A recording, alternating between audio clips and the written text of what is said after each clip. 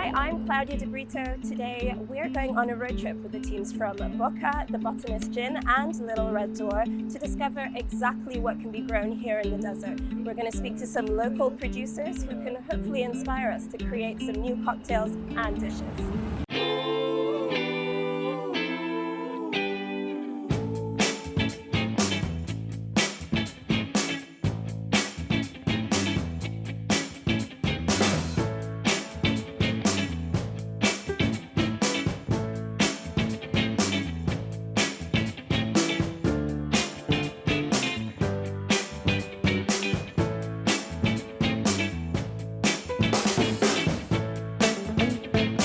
Isn't you going to tell us a little bit about where we are and why we're here in this location? We are in Emirates Biofarm, the largest organic farm in the UAE. We are about 70 to 80 kilometers from the coast, where we can find red desert sand, or what is called here sweet sand. We can find fresh water, and we can find a suitable climate in terms of humidity and temperature that helps us grow out here. Okay. And sweet sand, what exactly does that mean? Well, sweet sand, it means it has a lower salt content. So the closer you are to the coast, you're going to get higher salinity in the sand and the water. So sweet sand is this red sand that you see around here that actually gets used in so much landscaping and other projects in the cities around the coast. Wonderful. Yeah. And how long have you been here? We've been here 6 years. We started those desert dunes in the back. It looked like that here. Wow. Yeah. Wow. So an incredible amount of work has gone into this. And how many varieties are you growing here at the moment? Well, varieties is, it's a big one. Let's say how many crops, and then 50 we'll go to into 60 different items that we produce. Okay. Yeah. All right. Yeah, but some things, like, some people say we do 200 and 150 are basil leaves, right? Mm-hmm. So in agriculture, there's a lot of variety. Yeah. Okay, great. And when's your growing season here? Traditionally, we're in the open field right now. That is November to April. And then people move into greenhouses, shade houses to extend the growing season. But in generally, July and August would probably be the absolute lowest. Yeah.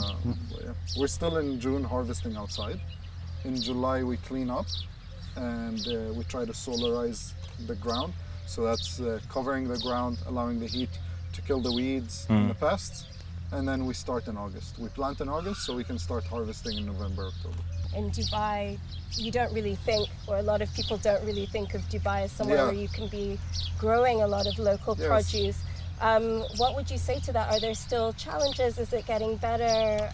I say obviously the main reason is because agriculture is a very big word and world, and we use that word very openly. Right. So obviously I'm not doing 90% of what actual agriculture is: wheat, rice, maize, animal feed, pasture land, So that is what we're cutting down the Amazon forest for. That is what's large-scale agriculture, right? So no, we don't do that here. Here it's more high-value vegetable crops, fresh vegetable crops, and leafy items. So that means that marginalized land like ours, desert sand, can be rehabilitated to be used in these crops because there is some value there. So you can bring the compost and the manure and start up a process. Yeah. What different techniques do you guys use in terms of doing about that, in terms of crop rotation and like agroforestry and stuff like that? Well, yeah, of course. Now, we're harvesting carrots over there, or we have lettuce. Afterwards, we're not going to plant carrots or lettuce in the same place for two reasons. Of course, for the soil profile, so it doesn't deplete from a single nutrient profile, or also for the pests that are happy now in this place. I'm not going to give it the same even family, right? So I'm going to try to plant something completely different. And then that helps keep the pest populations down mainly, and also helps build the soil profile. Now when we harvest this iceberg, we're going to leave a lot of lettuce leaf behind, and we're going to till that back into the soil. So we're doing something called green mulching constantly. With every crop we harvest, everything left behind, we're kind of tilling it back. And that's not adding nutrients directly, it's just adding a better structure to the soil, and it's adding the organic matter that I need for those beneficial microorganisms to start doing their thing. breaking it down, and start creating soil. Because I can't go like no-till, for example, when I'm in sand, there's nothing. I need to add, so that's why even with organic, it's a very young industry. What we are doing here, I believe, is very important in the UAE, whether organic or otherwise, because these are the challenges. What we're facing today are the challenges that everybody else is heading towards. Yeah. I get a lot of visitors, farmers from all over the world, and whether in California or South Africa or India, everybody's talking to me about depleting water sources, about heat, about desertification. So we're already there, and what we're doing here, I think, eventually the UAE will head into more research and sharing knowledge, and we want, we're trying to be a part of that. Yeah. If I'm a traditional farmer, I don't want birds. They're damaging some crops. Cut down all trees, put some machines, keep birds away.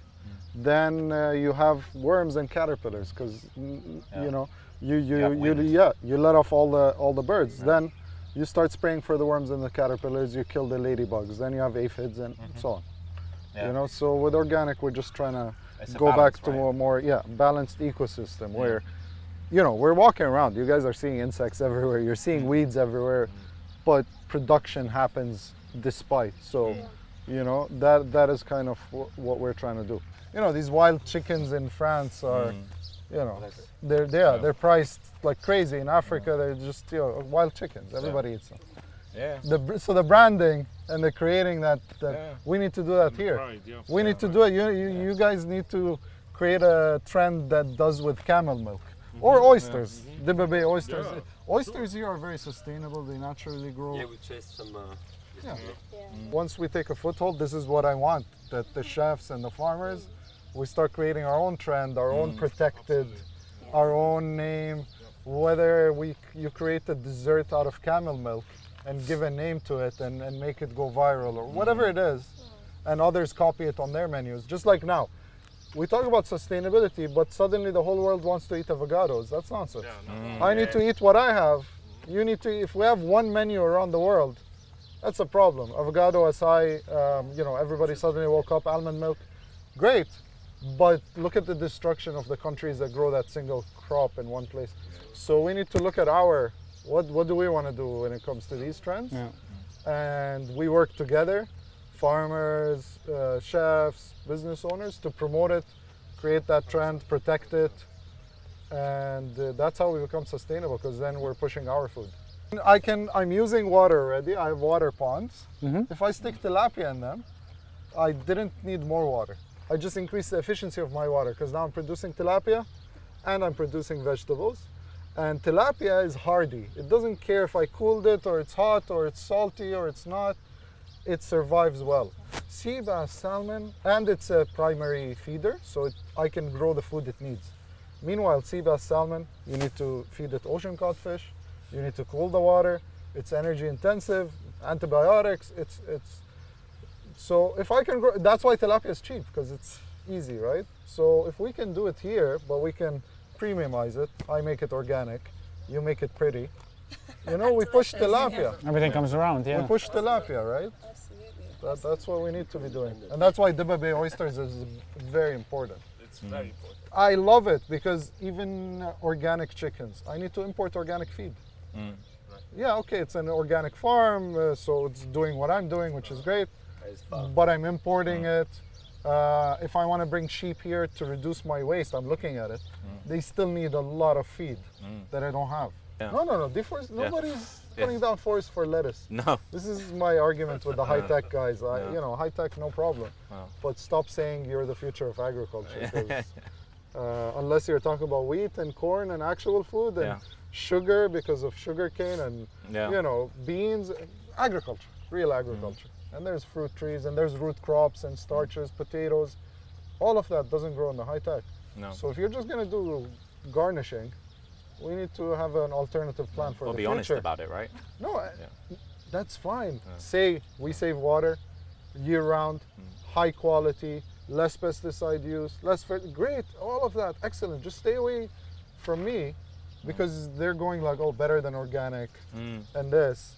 Okay, but I'm answering for animal agriculture, for fish, You're talking about lettuce. Just stay near lettuce, and we're friends. No problem. Yeah. When you're talking about it as well, when you're putting together that in terms of like the diversity of produce, you're looking at a whole plate, right? You're talking about everything that goes into a nutritious diet. If we're talking about feeding people, you need to feed animals. You need to feed, like you said, root vegetables, fruit. You need this diversity of nutrition, not just for the people, but for the chocolate and the exactly. coffee. How destructive is all that? Yeah.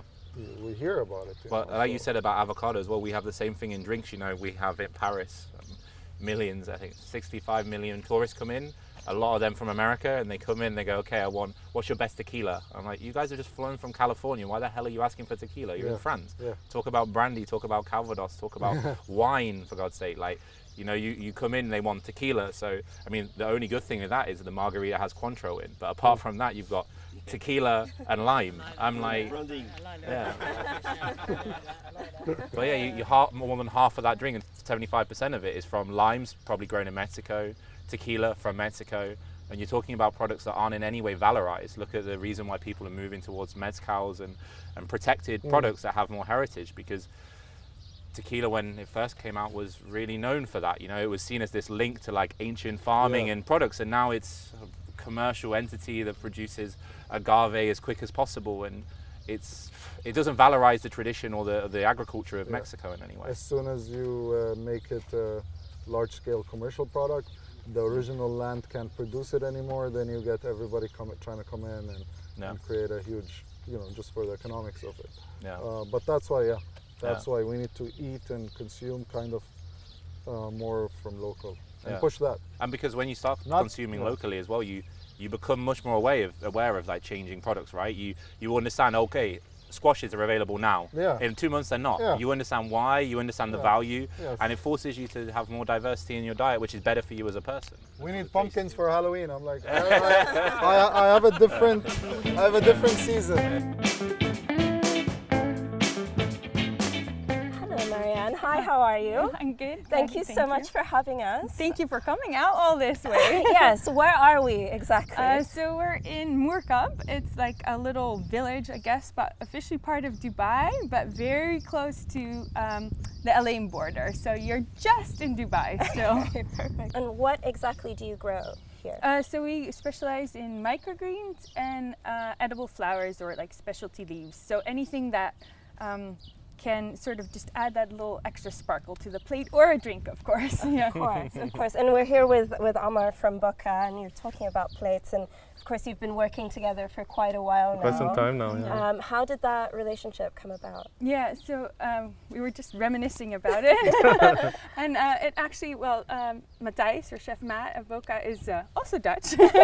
So when I first started, and you know, didn't know anybody in the culinary industry so much, actually, not at all. I just started reaching out to chefs, and Matt was one of them, and he kindly responded, come by and show me your stuff, and that's how it all started. Yeah. Wonderful. And have you been, you know, has your relationship evolved in the, you know, does Matt come to you and say, oh, you know, it'd be great if you grew this, or like, do you come to him and say, we've got this? How does it work exactly? Yeah, that's a good question. I think we've had requests like, can you do this or that? But it's also, what I love about Boca very much is like, okay, what works for you and how can we make that work? So, which as a farmer, of course, is great, because even though we're indoors and we try to control stuff happens, you know. For sure, yeah. So having people that understand that as a chef is really important to us, and makes the relationship much more or greater, better for us. Exactly, it's a two-way thing. Exactly. Right? And was it important to you to work with a local producer? Listen, the moment that we have a face to the product, that's really that makes a big difference for us, and that was really important in the very beginning. And especially after we heard the story, I mean, we couldn't but do this with Marianne, and that because that became our story as well. Yeah. And when we started telling people this, people were just blown away. There's a lot of synergy, both being kind of homegrown, local brands, and like you grow together, right? So and we're also working with the Botanist Gin on this project, and there's a lot of synergy with the way that, you know, the way that they source their produce and the way that they source their ingredients. A lot of gins or cocktails using gin like take flavor profiles from florals. What are there any florals here that you think would work with cocktails? Okay, I'm sure there will be. Some, like we have a few flowers that you will see, like the viola, which is very pretty and colorful, but it actually doesn't have that much flavor. So it can be a favorite because it adds without having to think about flavor. But knowing what I know about these guys, I think they want the challenge of actually working with the flavor. So then we have, for example, the nasturtium flower, which is a big, beautiful flower, but it has quite a bit of a kick to it. So that's something to keep in mind. Or purple sorrel. It's like a big purple leaf, and it has a bit of quite a bit of acidity to it. But I love it. And the flowers, they're very delicate, so I don't know how that works in a drink. But for me, it's like, if you want candy, you take that, like the sour candy. It's like sweet and sour. Cool, that's so interesting. these things I can imagine would be interesting to work with in cocktails, off the top of my mind, basically. Awesome. Yeah. Well, I can't wait to see what Yeah, you've got. I was going to say, Let's go in. Let's go and see it, yeah. Yeah. All right, Marianne, we're inside with our health and safety equipment on, or protective gear. Yeah. Can you tell us a bit about where we are right now? Yeah, so as you said, we're inside the farm, which is a bit of a contrast with outside, as you guys mentioned. Yes. So we try to create like a protected environment in here so we can grow all year round and grow a variety of species that, you know, need a slightly different climate than what we can offer outside. And yeah, we grow, I think it's more than 10 different flowers, 5 different leaves, 10 different microgreens, so a variety of products. All specialty products that go out to the restaurants, some of the best restaurants across Dubai.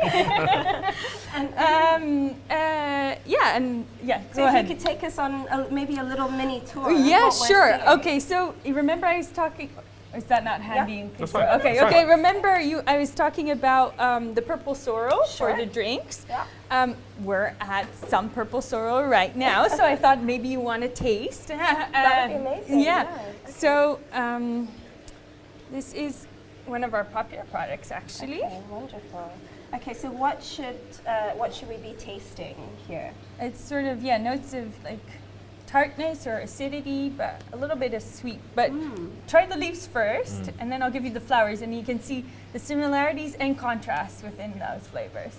I see what you mean about the sour candy. Yeah. Absolutely. Definitely. Yeah, because you have that acidity, but there's also some sweetness There's to also it. sweetness. Yeah. But then try the flowers, which are really the candy more for me. Oh wow. They're so pretty as well. Like Yeah. they're so perfect. Yeah, they are lovely. But the Oh wow.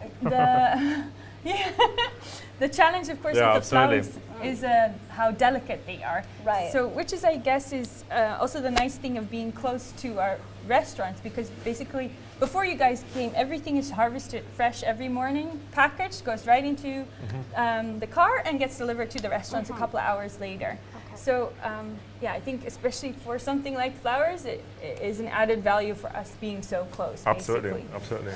So sustainability is really at the core of what we do. Yeah, of course we need to keep the place running, so it's also a journey. So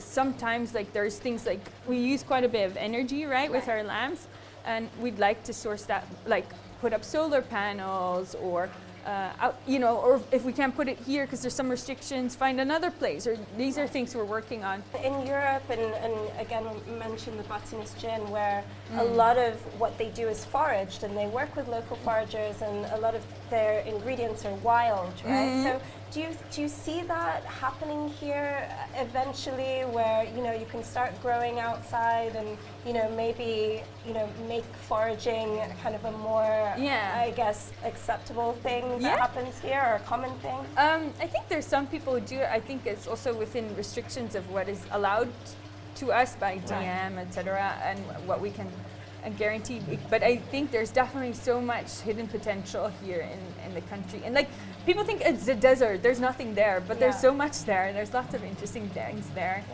which I'm sure you guys, and I'm still learning about every day that I'm here, so yeah. It's about education and sharing knowledge, right? Yeah. There's so much that, you know, I didn't know coming into this project, and I'm sure you've learned a lot since you've been on your sustainability journey. It is a journey.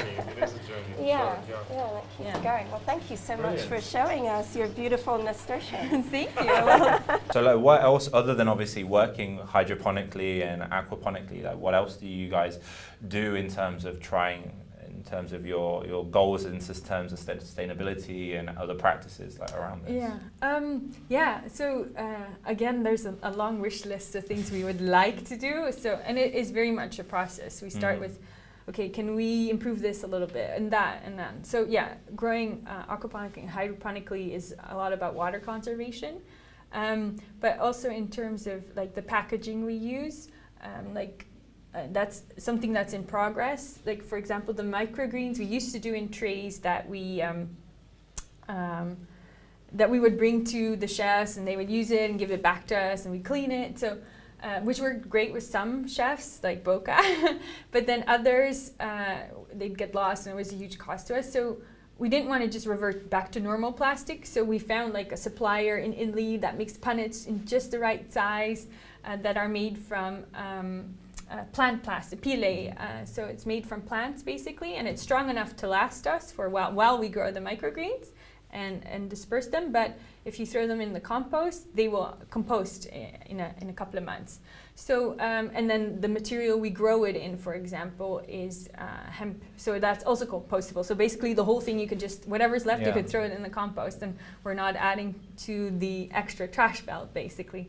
For the flowers, we still use normal packaging because we haven't found anything yet that we can use. But yeah, that's the next thing on the list. And then like even the cleaning materials we use, like or if we need to disinfect seeds, like chlorine is one that is usually used, but we use like hydrogen peroxide because it breaks down into water and oxygen only. So there's no how do you say that? There's no residue of anything for the things that we need to do. So these are choices. Or we don't use any pesticides at all in the farm. By trying to keep them out, but of course some always get in. So we work like with copper biological systems. They're great at like an Agritech here. They provide us with like beneficial insects that will help eat the bad insects, basically. Or sometimes we release those, and then they get to do their work. So, and these every step is like a learning process for us as well. It's very interesting, and sometimes we are limited by the regulatory environment. Like for example, the beneficial insects before we couldn't use because there was nobody who was importing them and getting them registered. But already over the last few years, we've seen changes there, and we found they found somebody to partner with here, and now we can use them here, you know. And so I think as a country, there's a lot of learning going on in agriculture now, especially now food security is becoming a big issue, and we get to ride on top of that, and also hopefully contribute to that and be part of the discussion. So it's fascinating, really. Yeah, it is. I think it's something we find a lot we work with, you know, urban farms in various varieties, you know, some which are open air, some which are really similar to this, you know, in disused car parks actually, and using, you know, UV lighting all year round growth. And then the urban farm we work with on the rooftops of Paris Expo is it's open air, but it's hydroponics and aeroponic.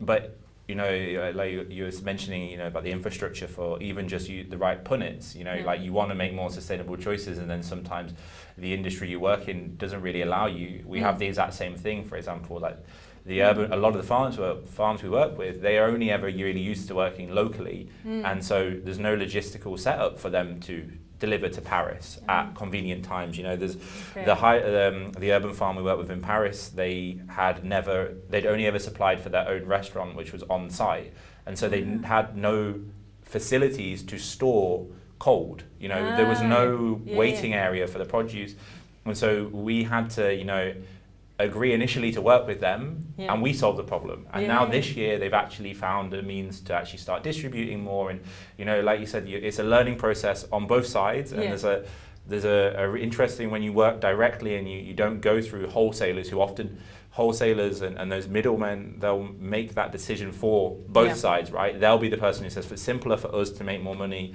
by forcing suppliers to work in one way and forcing buyers to commit to work in another way. And actually it's when we remove those, we have this dynamic where you say, okay, I'll give you this, you try this, just so you know this might not work. Okay, just so you know maybe we don't need this. And ultimately, committing to just building together.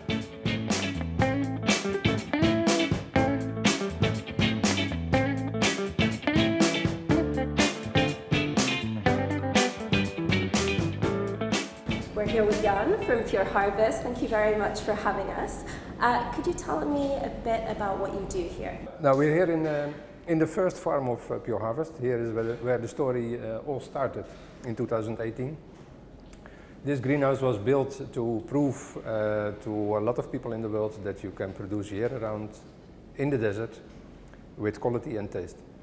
So we have proven that here with tomatoes, where we have produced 3 years continuously throughout the summer, and have proven to have a very tasty tomato. Clients liked it, you could find our product in the supermarket. Now we have expanded that tomato production to another facility. Okay. And here we have changed it in strawberry production because we want to do the same with strawberries. So here we're trying to learn how to grow strawberries in the desert with this technology. And so far successful. And if it has proven to be as we thought it should do, then we will expand it into Kuwait, into the UAE, into Saudi. Wow. Our tomatoes at the moment, you can find them in Saudi Arabia and you can find them in UAE, and this year we also will expand that to Kuwait. The vision of Pure Harvest is that with this technology you can produce almost any place on the planet, any product that you want. And we think that we are very good in especially harsh climates. So climates where it is hot and humid, our technology works very well. And what we managed to do is to harvest all the sunlight. What we actually do is to transfer sunlight into food. And because of all the sunlight here, we can create a good product, but also a very tasty product. Full of sugars because of the sunlight. But is it a sustainable way of growing produce, would you say? If you compare us to traditional farming in this kind of countries, we produce around 7 times less water than them. Because this is a closed system. So irrigation is done in a hydroponics, where rainwater is collected, disinfected and used again, so a closed system. And since the output is so high in this kind of facilities, is that your energy consumption and your water consumption by kilogram of product is much lower than anybody else. That's amazing. Yeah. So we do more with less. Actually, we produce a lot of product on a very small area with a small amount of resources. Right. All right, Jan, we're in the greenhouse now, so this is where the magic happens, as it were. What are you growing the strawberries in? What is this? What's the medium? The strawberry plants are rooted in what we call cocoa pit, which is made of the cocoa husk, coconut shelf. Yeah. Okay. Yeah. So that's what we're using for a root media or a growing media. Sure. And we're using it because it has a good balance between water and air. So the roots have oxygen and they have water. Yeah. Okay, wonderful. And what makes it? What makes the whole system kind of unique? What is the proprietary technology that you're using? Yeah. Now, all the instruments that we use here to control the climate or to control insects or do pollinations are not developed by us. They are on-the-shelf products. But what's unique is that we integrated that in one greenhouse. So the integration of all this technology in one greenhouse is quite unique. So not only are we controlling the climate in a perfect way, but also we have a biological balance here. So it's like nature outside. You have beneficial insects, you have harmful insects, you have bumblebees flying around. This all creates an ecosystem whereby you don't have to use pesticides. So that's not really unique in the world, but I think in this region quite unique. But then how we control the climate when it is 50 degrees outside, that is because of the integration of all climate instruments, and that's unique. Yeah. And these huge tubes that you guys have going underneath, what are they for? Yeah, so we have corridors, climate corridors as we call them, where we can cool the air, we can heat the air, we can dehumidify, we can humidify. So we treat the air in the corridors and then we blow it inside the greenhouse through these air tubes. And the holes that you see on the side is to equally distribute the air. And how many months of the year can you produce that? We produce 12 months in the year. Wow. So tomatoes we have start producing in October 2018 till last year June, till the new facility was ready. It was never a week without product. Yeah. So I think from that angle we're also unique in the region. We can produce year around any crop that you can think of. Yeah. Because that's also an issue here in terms of local produce, is the consistency of how it's supplied, how and when it's supplied. It's been an issue for a while, and it's producing at capacity as well. With the strawberries, how long have you been growing them, and are you growing them for specific clients? So are you working with restaurants? Are you working with supermarkets? Where are your strawberries ending up right now? Now, strawberry. Sorry, your first question. Yeah, was? sorry. How long have you been growing? How long? So Yeah. how long have you been growing strawberries like this? Yeah. Now these strawberries were planted last year, July. Okay. So we're 9 months on the way. We are testing new varieties. Which varieties perform best in this climate with this technology? So again, this was a proof of concept for the tomatoes, but again it is a proof of concept for the strawberry. Right. After we know how to do it, we transfer it to a bigger facility. Now these strawberries you can find at the moment in Spinneys, you can find them in Carrefour. We're working with the bigger retailers in the region, Nice. but we also work with the highest standard restaurants in the region, like Boca, for example. Oh, So brilliant. you find our products in the good restaurants and in the good retailers. Wonderful. Wonderful. We work with an urban farm in Paris that has the same cocoa fiber system, obviously without the greenhouse and the climate control, but they also grow tomatoes on the same system. What is it about strawberries and tomatoes that make them so applicable for this style of growing? In principle, in this system, you can produce anything you want. You can produce potatoes if that would be economical visible. You can do papayas or mangoes for that matter. wow. You can do berries, you can do leafy vegetables, you can do cabbages, but you can do also fruit vegetables. Yeah. So tomatoes, we have chosen tomatoes as an initial crop because there is a lot of knowledge about tomatoes. My grandfather was growing tomatoes, so there's 100 years of experience in tomatoes, and you can use them as a reference. Yeah. The productions here are higher than anybody in the world. And why we can say this? Because there is a reference in the US or there is a reference in Holland to say Okay. these are the productions there. So we have chosen that crop because we can use it as a benchmark. Yeah. But you can produce cucumbers, you can produce eggplant, you can Yeah. produce chilies and capsicum, sweet pepper. And hot is it pepper. possible to produce, because obviously you mentioned that the whole system's climate controlled, is that specific to the fruit or the vegetables you're growing, or could you grow, different Several strips different, of yeah. products in the same environment, or is it just not as efficient? This is not optimum and also not efficient. Yeah. Because at the end of the day, a strawberry, for example, needs a lower night temperature than a tomato. So it needs another recipe in terms of fertilizers. Sure. Okay, so the idea would be you'd create individual facilities for each crop Exactly. that you get the demand for. Exactly. Okay. And how many varieties do you have growing here right now? We have around 12 different varieties. Oh wow. Yeah. And there are 100 different varieties of strawberries around the world. Sure. And some of them are sweet, some of them have a long shelf life, some of them are big, some of them are small. Some of them produce only when the day is long. Some of them produce only when the day is short. Okay. So here we have long day varieties. You see the lamps there? That is not to copy the sunlight, but to make the day longer. I see, okay. Because if the strawberry thinks the day is too short, it will not make any fruits. This variety. Wow, okay. So it is, you have day neutral varieties and long Okay. day varieties. So we're testing varieties here that are long day varieties, and we're trying to select them based on the sugar content, taste, shelf life, feedback from the clients.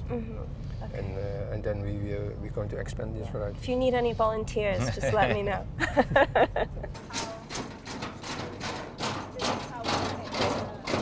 How does this work? Yes.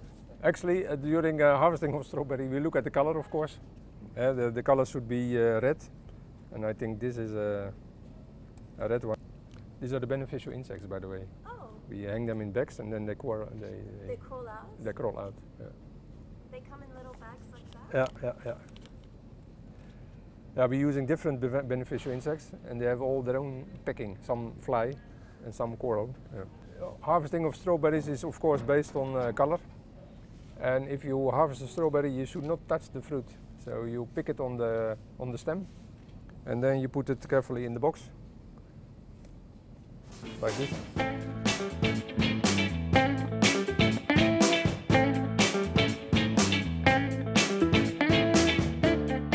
Okay, so we're here at a really unique place. A place started by this amazing gentleman. I always tell the stories of Yassin. Yassin runs something called Al-Anda Wild Plant Nursery. And over here he's gathered كم صنف أنت جمعت هون من النبات الصحراوي؟ 120 species of native varieties of plants from the UAE and from the region as well. And I can't wait to show you what all the stories and all the amazing stuff that he's put up and discovered. احكي لنا عنها. هاي نبتة الأراك. طبعا قديما كانوا يستعملوها اللي هي المسواك اللي هي تنظيف الأسنان، وبالإضافة لأكل الورق عفوا هاي الثمرة. طبعا هاي الثمرة بدايته بتصير بحجم تقريبا بحبة الحمص وبتحول للون عنابي اللي هو الأحمر. شو اسم هالنبتة؟ أراك. An edible berry that is native to the UAE. هاي من هون من الإمارات؟ تطلع هون بالإمارات؟ لا الإمارات. وأي جزء منها اللي بيستعملوه مسواك؟ الجذر؟ لا اللي هو الجذر. So the root can be used. It was used to brush as a toothbrush, called مسواك. الجذر تبعها يستعملوه هو المسواك اللي هو بعد التغسيل بعد التنظيف اللي هو معقم الثم، هي فوائد تعقيم الفم أو تنظيف الأسنان. Has antiseptic properties. The root. Brilliant. Thank you. شكرا. يضعوا فيها نار.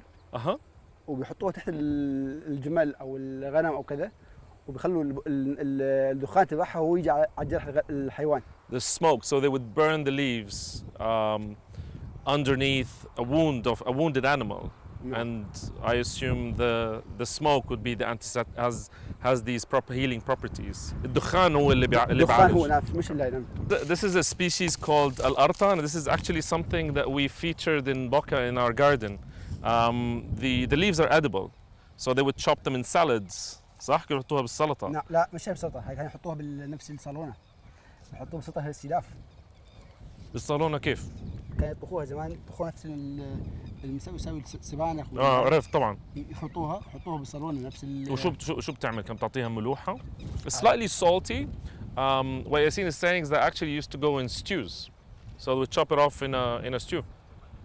وهلا حاليا موردة هي. هذا وردها؟ لا هذا ثمرتها. ثمرة. These are the berries. بس بتتاكل الثمرة؟ هاي الوردة. لا. ما بتتاكل. هاي الوردة. كان الثمرة يطعموها الحيوانات زمان. يعني وقت تعرف في كذا الحيوان أي شيء يطعموه، يعني ما كان في شيء. هاي الزهرة. حلو. هاي الثمرة. الثمرة ما بتتاكل بس الحيوانات. بالضبط. هاي الزهرة شايفة؟ كان زمان يجمعوها. So this is called ramth, and what's peculiar about this is that when in the morning dew, something happens when the water interacts with the leaves. It bursts out with a kind of like a milky liquid. وبعدين شو كانوا يستعملوا هذا إيش؟ بدل السكر. It's really sweet, so it would be a sugar replacement.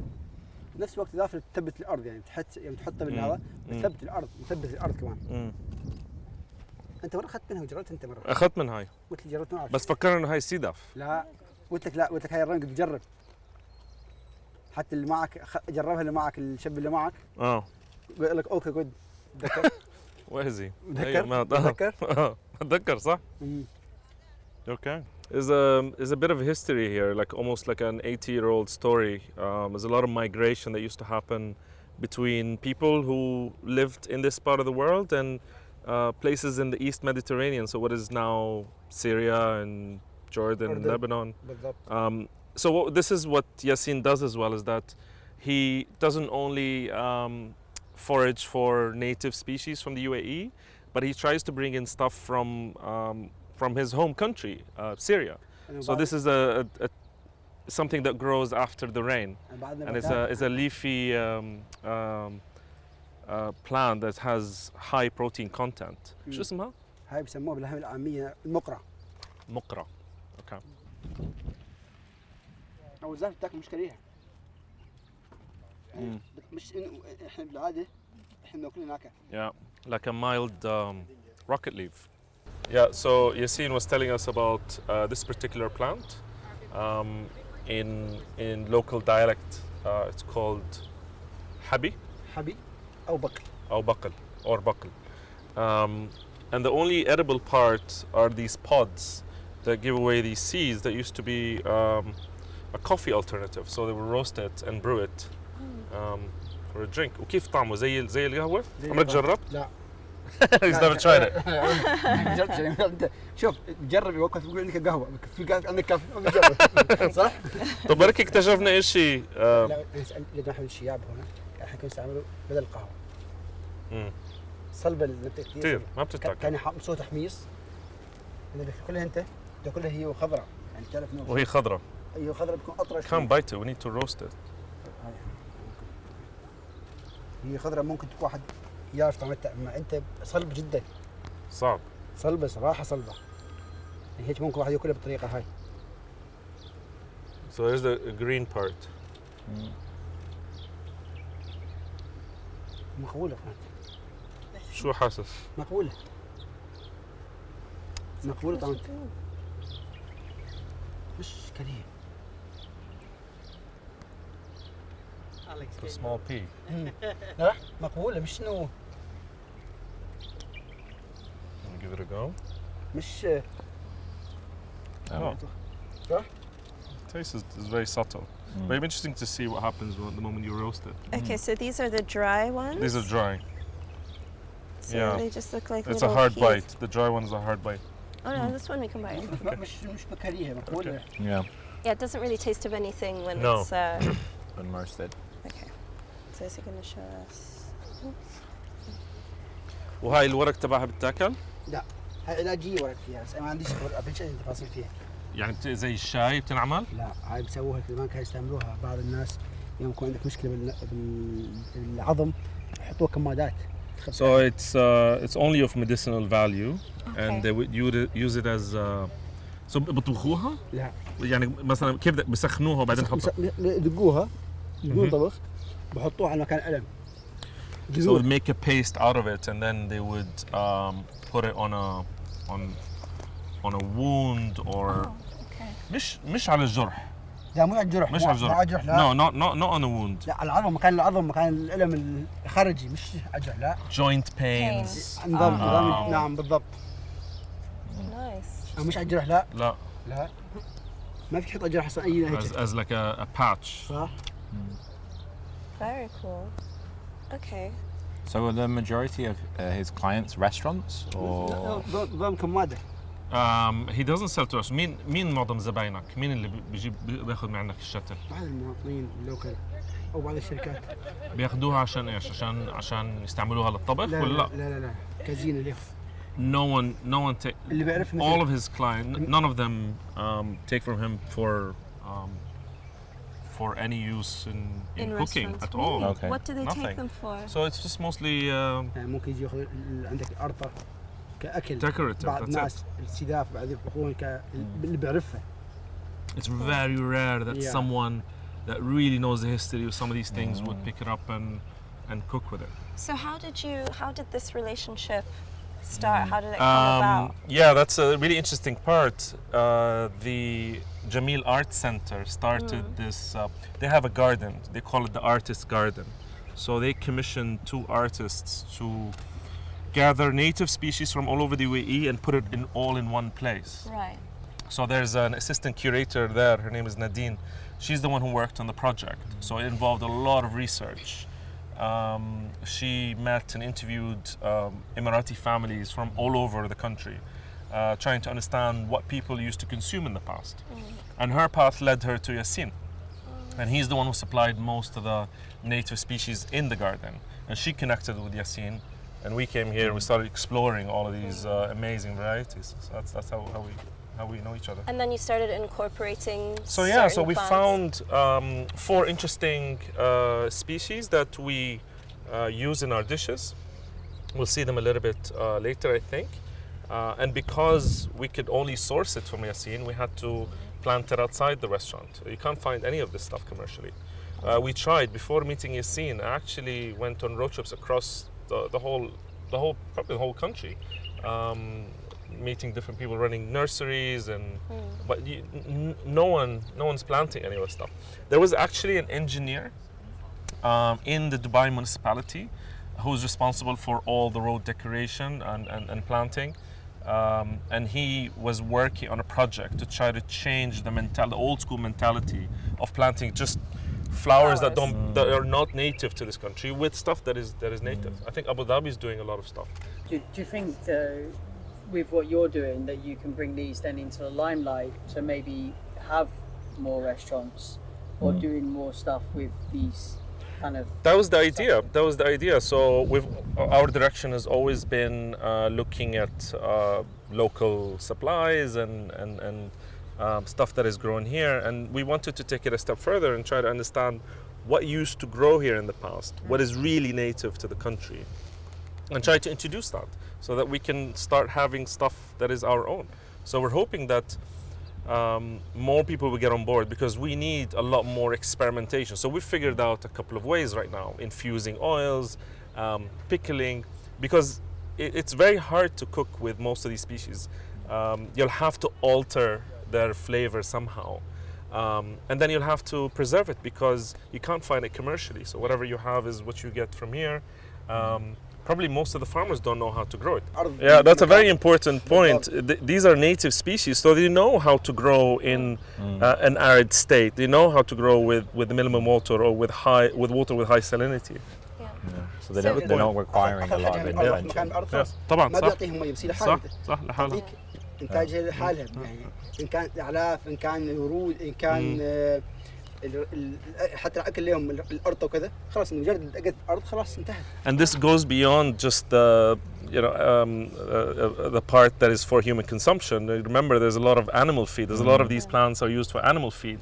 So if we're able to grow them in the state that we have, then you've solved a big problem. Do you think that with this movement for sustainability and local produce, that there is space for kind of more education about these endemic species or endemic plants? Like, is there a space where farmers like Yassin could come in and say, okay, maybe it's not just about hydroponics, but what about, what they were doing before and looking at ancient knowledge? And linking it back to the Botanist Gin, where a lot of the ingredients that they use are foraged, are native to where the product is being made and distilled. Surely, when we're talking about the local restaurant scene, we could make use of more kind of endemic species in what we're doing with our menus. Yes. Does he see kind of a future for the growth of these of the growth of the market? يمكن هلا مش كثير في ناس عم تطلب مثلا اشياء زي هيك او مش عارفين شو يعملوا فيه. لا في بس كيف نقدر نكبر يعني عدد الناس اللي او يعني الطلب على شغلات زي هيك؟ موضوع على شغلات من جهه الحكومه مش مقصر الموضوع هذا اوكي. بس بعض الافراد مش اصلا بعض الناس بيقول عندك مثلا اليوم جاني واحد بيقول عندك شيح او عفوا عندك خنصور، قلت ايوه. قال لي معلش سوي لي اياه يا اخي انت. قال لا يا اخي بس سوي لي اياه اتاكد انه هم مش متوقعين انه في موجود في او جعده او يعد بيسموه بالعاميه هون يعده. يعده عندك يعده؟ اي نعم. وليش بده اياه؟ بده اياه كمحميه خاصه، لانه الخنصور ممكن انت هو عندهم اكله خاصه فيهم. واللي يقدر عندهم بيدخل بالطب وعندهم بالطب يعني هو اصلا بيكلمك واحد بيقول لك سوي لي اياه. He's hoping through his knowledge and through his research that more people will start getting interested. The government is trying to stimulate that and trying to encourage more farms growing these kind of species. I think they've recently set up a conservation center in جبل حفيت for 3 species. أظن جبل حفيت أخذوا خنصور، أخذوا شغلتين كمان. جبل حفيت أخذوا كثير عندي. أخذوا منك مني السنة الماضية حوالي 13 نوع.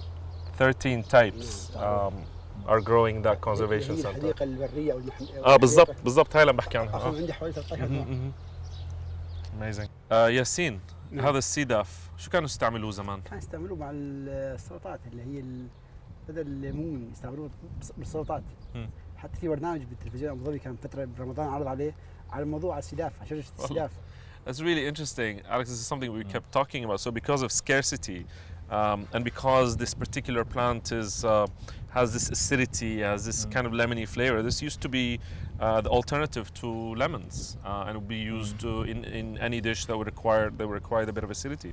It's really interesting. No, it's super cool. It's stuff like that as well. Like really interesting because when we're talking about like this history of the way these things were used, I think it's interesting to know like how is this information being shared now, and what about the future? I mean, who does this get passed on to?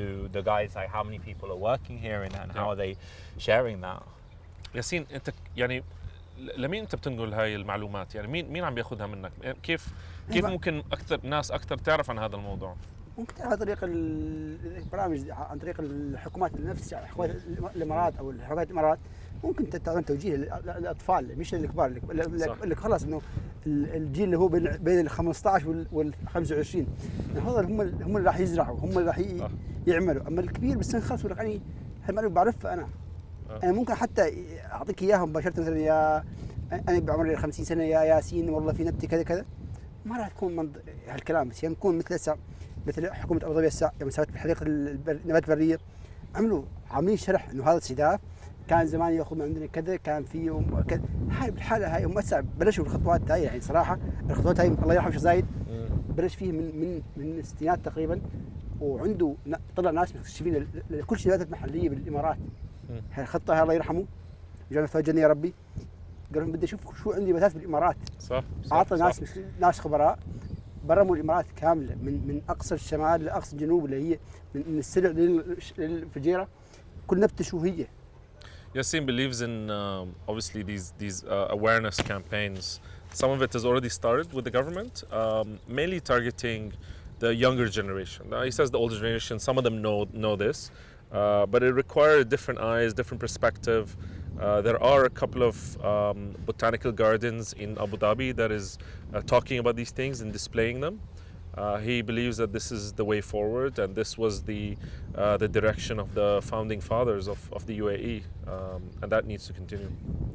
I guess that the other side of that, right, is that in farm to table, when you work in the way you guys are doing in Boca, you become the champions for this, because it's easy for a government to say they're gonna to try and tell people about it, but the most engaging way to show people these issues or this heritage is to put it on a plate, right? Put it in front of them, and then they can taste the difference. Absolutely. They can taste the heritage, and they can see it. Yeah, very true, very true. ما فينا اخذ فوائد كان طبعا الشاي هو عادة بيستعملوه الشرب صح؟ الشرب بطل وكذا. So this is quite a popular one, and this specific variant is native to the UAE, and it grows mostly in the up north in the mountains, and they would brew it and make a tea out of it. It's quite aromatic, so it reminds me of thyme.